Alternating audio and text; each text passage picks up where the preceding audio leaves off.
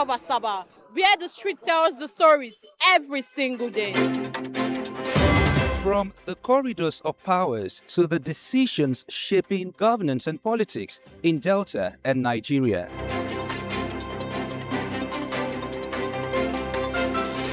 From traders counting every naira to families battling rising costs and uncertain times.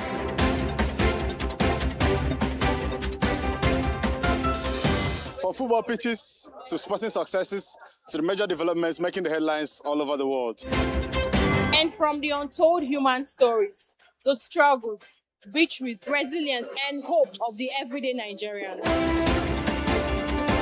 This is the news beyond the headlines. Dott TV News are your trusted window to stories that truly matter to the people. Here, we don't just report events, we tell the human stories behind them.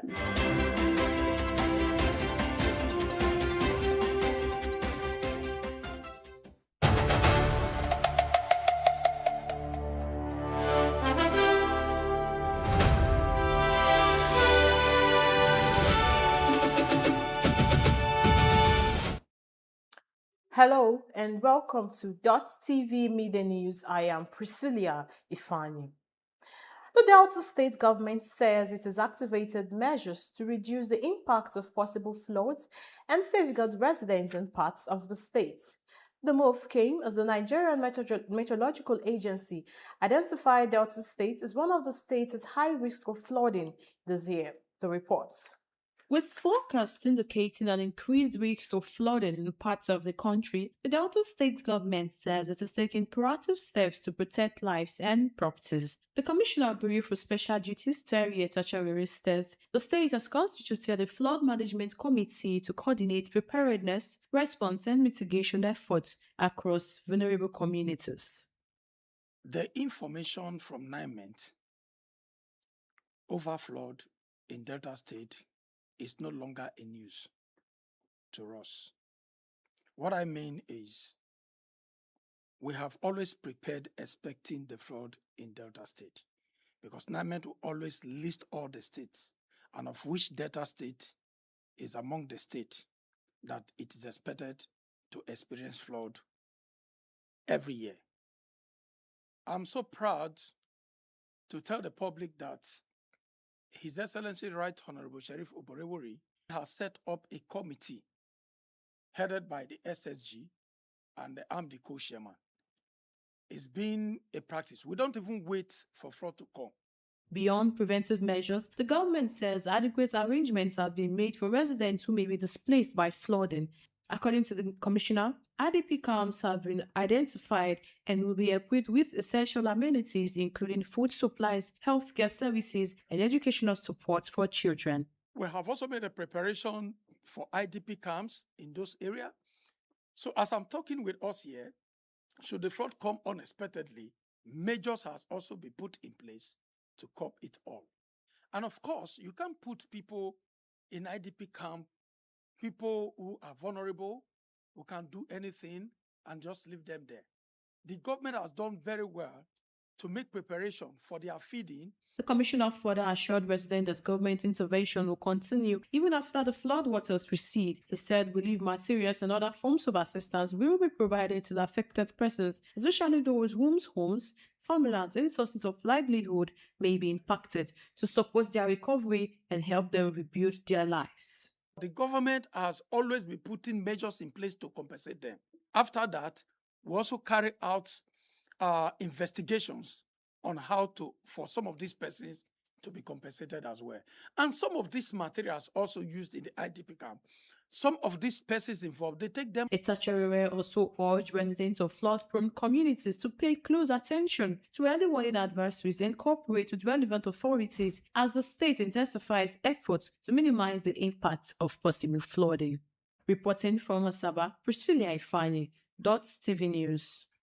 Meanwhile, concerns over the rising cost of premium motor spirits, popularly known as petrol, continues to dominate public discussions across Nigeria. Recent reports and speculations surrounding petroleum pricing have heightened concerns among motorists transport operators, and business owners, many of whom fear that any further increase in fuel prices could worsen the already high cost of living. Against this backdrop, our correspondent Victoria Monday visited some parts of Asaba to sample public opinions. Fuel remains one of the most essential commodity in Nigeria's economy, powering transportation, businesses, and electricity generators. Commercial drivers and transport operators say the rising cost of petrol has significantly increased their operating expenses. Many explain that they now spend much more to fuel their vehicles, while passengers often express frustration whenever transportation fares are adjusted. Transport operator says they are left with little choice but to increase fares, insisting that the adjustments are necessary to keep their businesses afloat. Despite complaints from commuters, small business owners who depend on petrol power generators also express concerns, saying the cost of running their businesses continue to increase due to unreliable electricity supply and increasing fuel prices. Fuel price is affecting our business very well, sir, because you can't buy fuel at 1,000 something. Even though you put price for a passenger, they can't pay you because they know, and everybody know this. You buy fuel at the rate of 1,000 something. You can't carry passenger of 200 naira. Okay, I want take me top. You buy fuel 10,000 naira a day. You can't get 15,000 naira a day. As a driver who is still under hire purchase, with the increment of fuel and from the daily expectations of balance, like the daily balance you're supposed to give to the owner of the keke as a driver, due to the increment of fuel, most days you end up buying fuel of 20,000, depending on how long you're on the road. You understand? And with this, it will end up going home without money. For many small-scale entrepreneurs, the combined challenge of unstable electricity and rising petrol costs is reducing profits and threatening the survival of their businesses. Some residents express concern that if fuel prices continue to rise, the cost of food, transportation, and other essential goods and services will also increase, placing additional financial pressure on households. They appeal to the government and stakeholders in the petroleum sector to reduce pressure and measure that would help stabilize fuel prices and make them more affordable for ordinary Nigerians. If government can help us, we will like government to reduce the price for us so that we can enjoy our work because we don't have anything to do. This is our work, driving. We go school, but we didn't have any work to do. So this is what we are doing for now. Cost of oil now. Cause many of my customers now, they cannot even do the business again because of transport. It's not because of the market, the high price of the market. People less power like us cannot do the business again because the thing come once. It's not come with plan. What I'm begging government that to look on this price matter, price of oil matter, like reducing the price, at least. If not to take the subsidy back or how people like we don't know what is going inside there, but we are begging government to look on it. While opinions differ on the best approach, many residents agree that stabilizing fuel prices would help ease the rising cost of transportation, food, and other business necessities. Before I am brought in tomatoes here around 50 to 60 baskets to drop at Oko Market.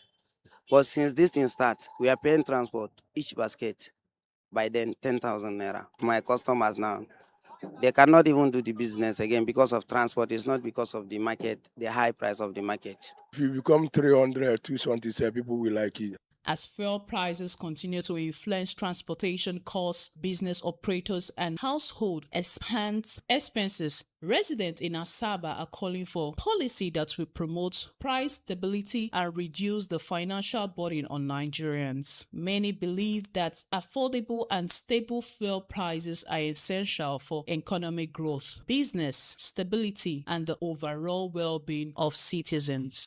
Reporting from Asaba, Victoria Monday, Dott TV News.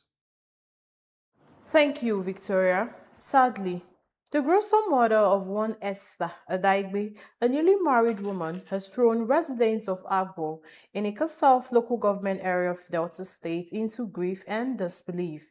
Mrs. Adaigbe was reportedly attacked by an unknown assailant while on her way to attend an early morning mass on Monday, July 13, 2026.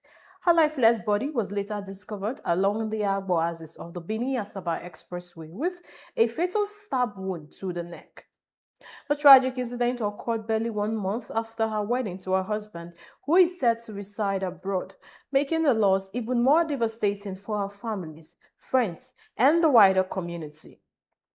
Early reports have suggested that the attack may have been motivated by robbery. However, preliminary findings later indicated that her motorcycle and mobile phones were recovered inside her residence, suggesting that the motive behind the killing remains unclear. Meanwhile, the Minister of Works, Dave Umahi, has dismissed any foul play in the death of Nurse Mary Habila, warning against the politicization of the matter. Umahi, who spoke at a press conference in Abuja on Thursday, said both of them had worked together for 3 years, adding that the lady in question was like a daughter to him. Habila was part of the medical team accompanying Umahi to his hometown in Uburu, or Hazara local government area, where she was allegedly found dead within his residential compound.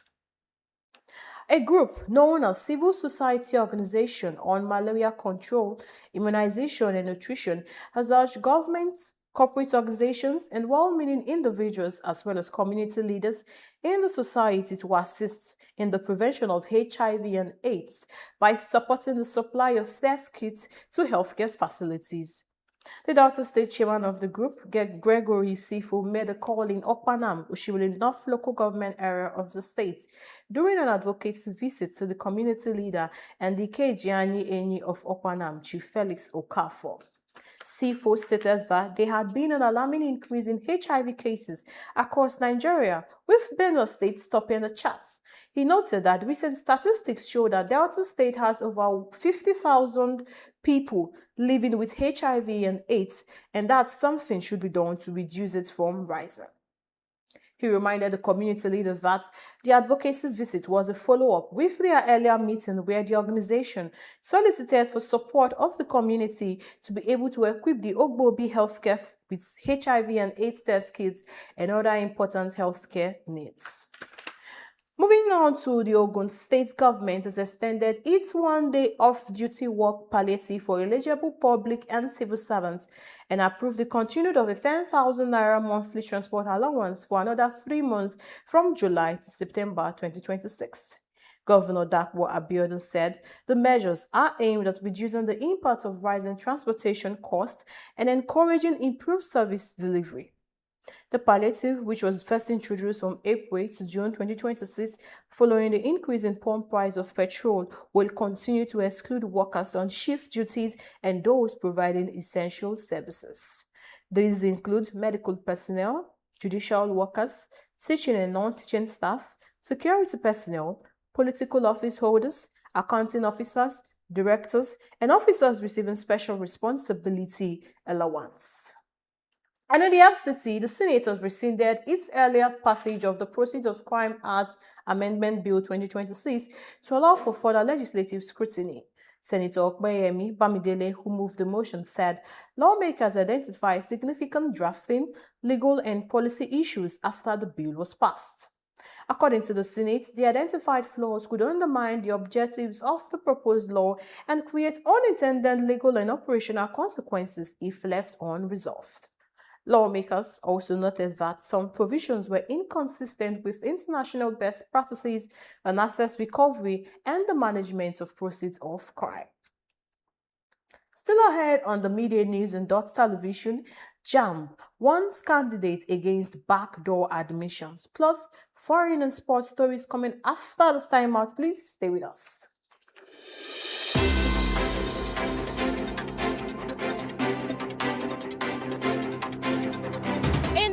Of Asaba, where the street tells the stories every single day.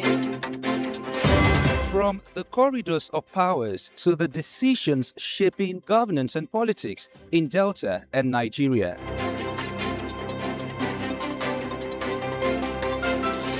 From traders counting every naira to families battling rising costs and uncertain times.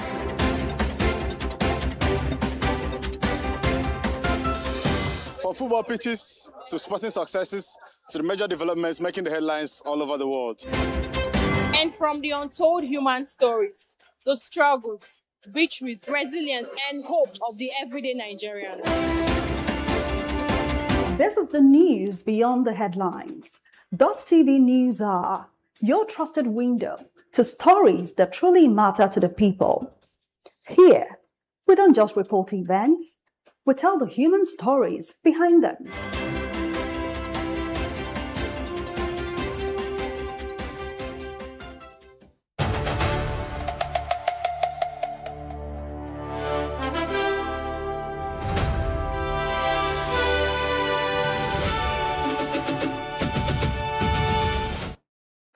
Welcome back, and now to the rest of our stories. The Joint Admission and Matriculation Board has warned candidates against accepting admissions offered outside the central admission processing system, saying such backdoor admissions are illegal and may not be recognized. This is, as JAM says, only candidates with admission processed through CAPS and backed by official admission letter will appear on its matriculation list. The board also urged candidates to protect their SIM cards, describing them as vital identity tools in the examination and admission process. The warning comes as National Universities Commission announced a nationwide crackdown on universities that admit students beyond their approved quotas. Also, troops of the Nigerian Army 65 Battalion have arrested 24 foreign nationals during a raid on a suspected hideout in Imoku, Ekpe local government area of Lagos State. The operation, conducted in collaboration with local vigilantes, followed intelligence reports on the presence of undocumented foreign nationals in the area. Those arrested include 15 men and 9 women from Cameroon, Togo, Côte d'Ivoire, the Republic of Benin, Burkina Faso, and Guinea-Bissau. The army said preliminary investigations are underway to determine the immigration status of the suspects, the purpose of their stay in Nigeria, and whether they have any links to unlawful activities.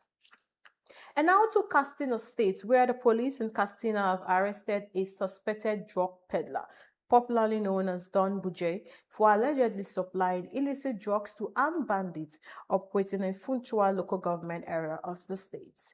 According to the state public relation officer Abubakar Sadiq Aliyu, the suspect was apprehended on July 15th after a credible intelligence-led operation by officers attached to the Central Police Station in Funtua. A search reportedly led to the recovery of 500 tablets of the illicit drug known as D5. Police said preliminary investigations indicated that the suspect specialized in supplying the drugs to suspected bandits and other criminal elements in Futura and neighboring communities, allegedly aiding to their operations. And now let's go to the international scene where we join Nkechi Chukwudi.